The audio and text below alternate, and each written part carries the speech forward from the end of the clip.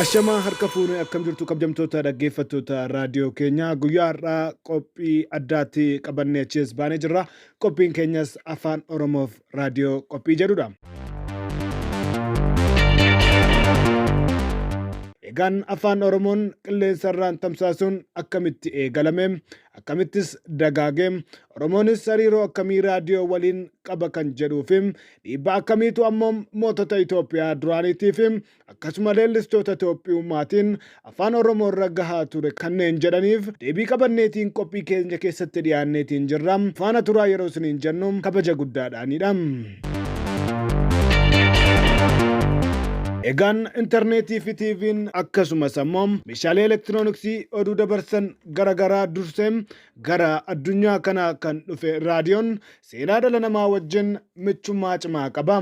Haa ta'uutii egaan Itoophiyaattis waggoottan 80 darban keessa akka salphaatti raadiyoo fi qabatanii dhaggeeffachuun hafuuti daboodhaan bakka tokko dhaabbatanii sagalee guddistuudhaan dhaggeeffachuun carraa namoonni hundi hin arganne ta'ee ture. Haa ta'uutii egaan tattaaffiin afaan Oromoo gara qilleensarraan dabarsuun kan dhufe lola addunyaa lammataa sattuu ammoo waggaa 50 jaarraa 20ffaa keessa ture. Egaan qophiin keenya har'aatis bu'aa bayii afaan Oromoo kutee as gahee fi gara duraattis ammoo itti dabaluudhaan haala aadaan Oromoo dagaageetiin akkasumas leellifameetiin daran addunyaa keessatti bakka isaaf malu qabachuu danda'us kan akeeku yoo ta'u, qophicha qopheessuudhaan kan sin faana turu animmoo Eebbisaa Takkaalenyiiti. Ammas irra deebi'ee nu faana turaa yeroo isiniin jedhu gammachuu guddaadhaani.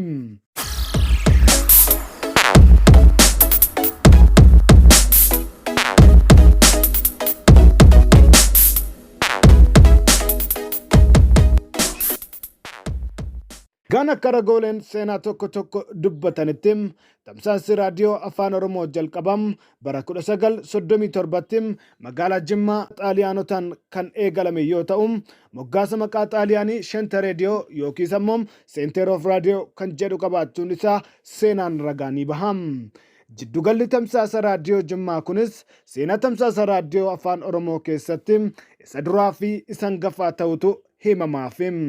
Buufataalee biroo afaan Oromoon dabarsan kanneen Xaaliyaanotaan baroota 1936 hanga 1941tti Xaaliyaanotaan hundeeffaman keessaas inni kun hangafa jechuun barreessitoonni seenaa ragaa ni bahuuf.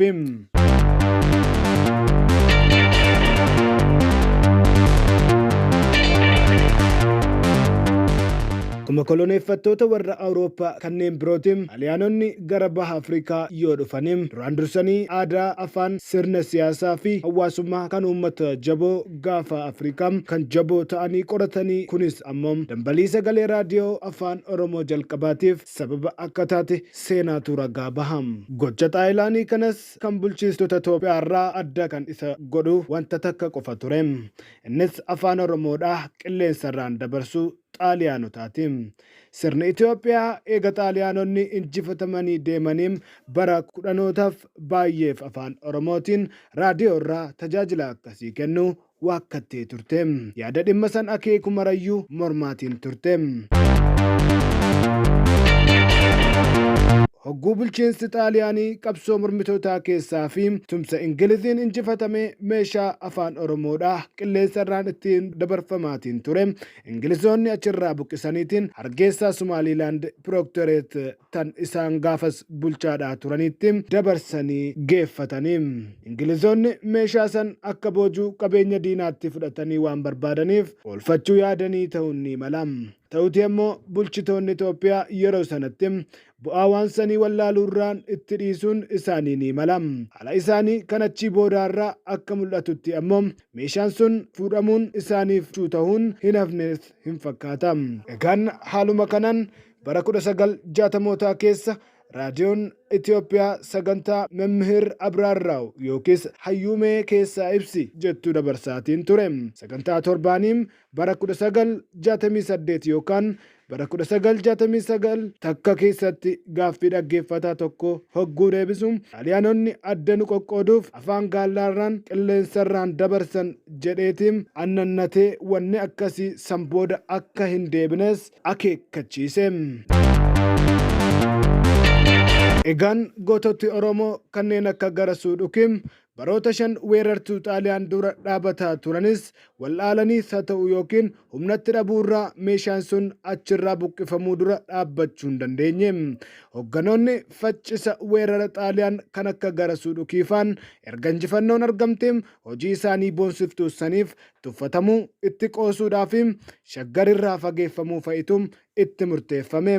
Faallaa isaatiinis ammoo baandootii fi ergamtoonni Xaaliyaanii gulantaa aangoo maraatti muudamanii warri biyya ijaarem ni diigamanii warreen biyya bilisa baasanii itti qoofamanii. Egaan sochiin raadiyoo qilleensarraan tamsaasuu kan biraan ammoo sochii dijerestoota Kaayiroo jedhama. Innis bara 1950moota gara booda magaalaa muummittii Misraa Kaayiroo irraa afaan Oromoodhaan raadiyoonaan darbuun isaa ni dubbatama.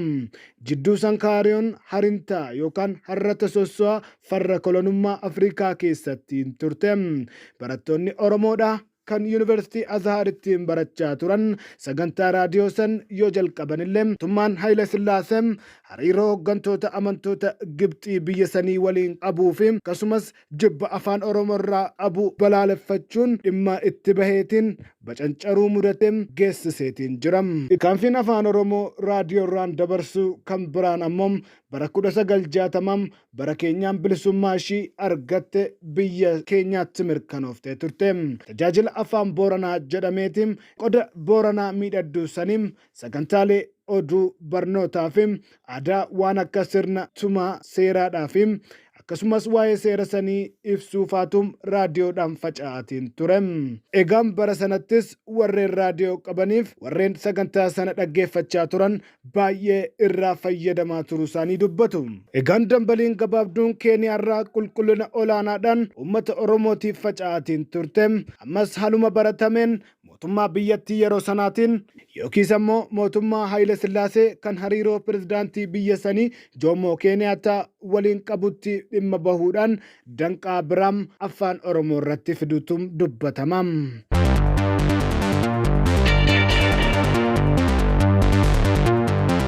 Qondaalonni mootummaa Haayile Sillaasee hojii waanyummaa akkasii iccitii fi faana dhoofatan waan raawwataniif ragaa xalayaatiin gocha isaanii mirkaneessuun waan hanjaa'u miti jedhuun ragooleen seenaa jiraniin. Gama biraatiin ammoo danqaa fi danqaraa kan hundumaa darbeetiin bara 1960tti ammoo walabummaa Sumaalii hordofuudhaan afaan Oromoodhaan magaalaa Moqodishoo irraa yookiis ammoo magaalaa muummittii Somaaliyaa sanirraa dabruu jalqabe.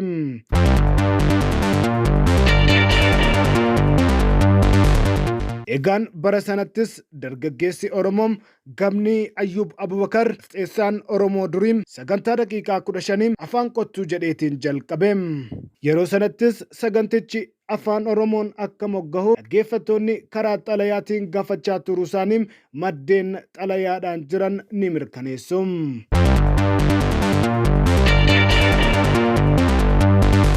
Egaan dhiyeessitoonni qophichaas dubbiin qophicha gara afaan Oromootti jijjiiruudhaan irratti mari'achaa jiraachuusaa kallattiidhumaan kara tamsaasa raadiyoo afaan Oromoo Sumaalee Moqodishootiin dabarsaa turuun isaanis ni yaadatama. Baruma sana keessa egaan qophichis gara sa'a tokkootti dheeratee haalli hunduun waan abdachiisu fakkaatee ture.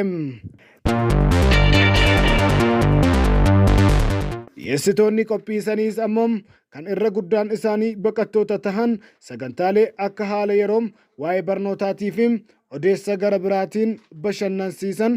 Dhiyeessitoonni kunis si'aawoo fi hamiloo akka barsiisaa fi barreessaa Sheek Muhammad Rashid Abdullee, Omar Ismail Malkam, Abduu Muusam, Ashee Ibrahim Usman Qalli, Abdussalam Fiyyoo Bareentoom, alalaasotaa fi weellistoota akka Shantam Shubbisam yookiis ammoo Muhammad Ibrahim, Baahisan Mahamud, Sheek Muhammad Booke, Yoonis Abdullaahi Arsii kunneen kan biraanis kan jiran ta'uu seenaan ragaanii baham. qophiilee mul'atoo keessaas ammoo mala naadhawaa obboleeyyan kiyyam kan waa'ee rakkoolee fi barbaada firoota dhabamaniin gabaasota xiinxala qabsoolee farra kolonummaadhaan yeroo sana Afrikaa keessatti babal'attee jirtuu fi filmaata walleelee kan dhaggeeffattoota kan torbanitti dhiyaatuufaadhaan akka ture seenaan ragaanii baham. Egaan Itoophiyaa keessatti walumaa galatti yaadni afaan Oromootiin raadiyoon tajaajila kennuudha imaammata mootummaadhaa kan afaan Amaaraa qofaa leellisuun waan ta'eef dhimma kana dubbachuun ni sodaachisa. Akka badii guddoo fanfarrummaattis ilaalamaatiin ture. Amaararraa kan hafe uummanni Oromoo fi uummanni biroo harki hedduu guddaan Amaariffa kana hin beekne barsiisni hundumaa Amaarinyaa malee waan biraatiin akka hin kennamne dhorgameetiin ture. Haa ta'uutii eegan gara dhuma bara 1960mootaa fi jalqaba 1970mootaa qaanqeen tajaajila raadiyoo afaan Oromoodhaan Itiyoophiyummaatti mul'atte. Miseensa paarlaamaa gaafasiin magaalaa Adaree biyyoorra kan ture Abdulaziz Mahammad Gaatur gamnummaadhaan mirga miseensummaa paarlaamaa dahoo godhateetiin tajaajilli raadiyoo afaan Oromoo jalqabuu yaada dhiyeesse. Uummata isaafillee raadiyoo afaan Oromoo biyya ormaarraa dabru waan caqasuuf qophii Somaaliyaarraa dabartuu tanarra uummati inni wakkaluun duroomsuuf tajaajilli afaan Oromoodhaan raadiyoo biyyarraa dabru feesisa jechaan cimseetiin gaaffii gaafate. Mootichi waaqatu na fo'ate jechaa ture bulchitoota isa dura dabranii fi kan isa booda aangoo fudhatan caalaan bifa murtaawaanis ta'uun paarlaamaadhaaf aangoo dabarsee kennuun wal hin falmisiisu. Hirri bara 1955 bahee boqonnaan 116 baajanni mootummaadhaa baatii takka dura paarlaamaan yoo irratti mari'ate mootichatti dabarse malee akka hojiirra hin oolle himam. Qondaalonni mootummaadhaa hundinuu yeroon baajataa akka hin dabarre haalaan of eeggatu addeeffatan. Kataan kun Abdulaziziif haala anjaa yookiis haala gaarii uumeetiin ture. Innis marii waa'ee baajataa ittiin qabate dhimma raadiyoo afaan Oromoodhaa kana keessa butatee dubbate.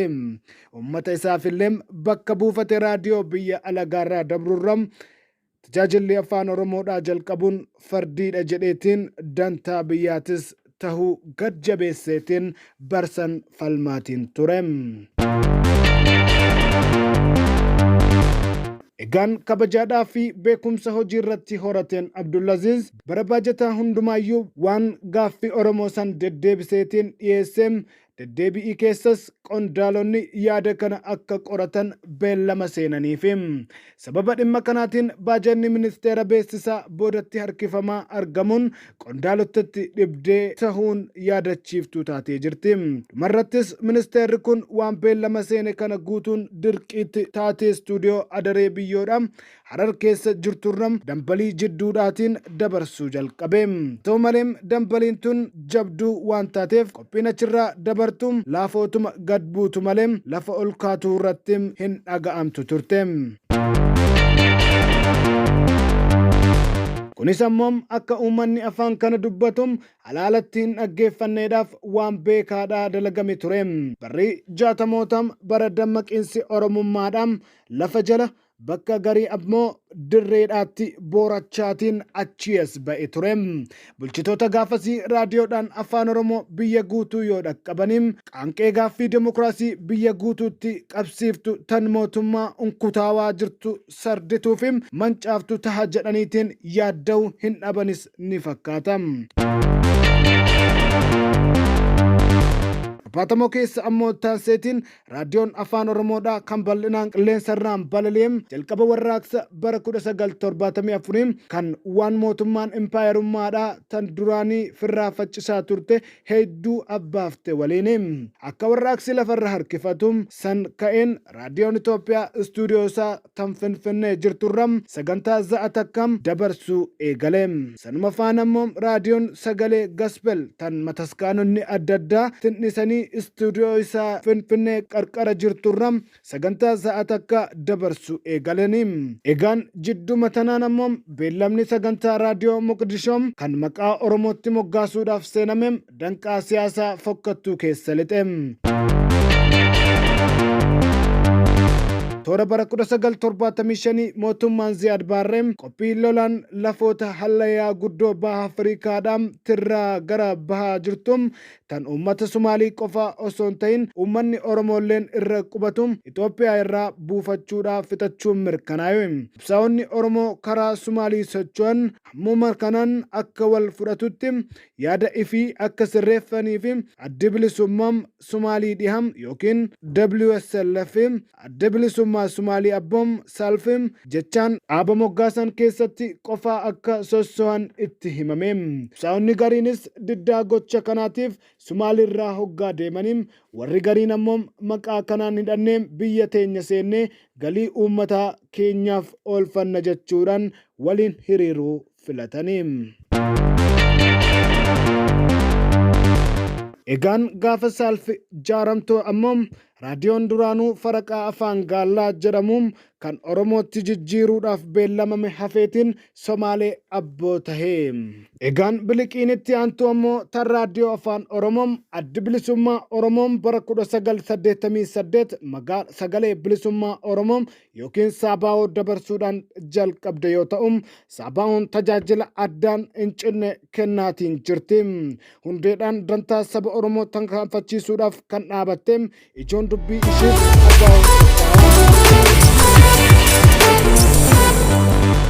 Kata kanan bara 1990 yeroo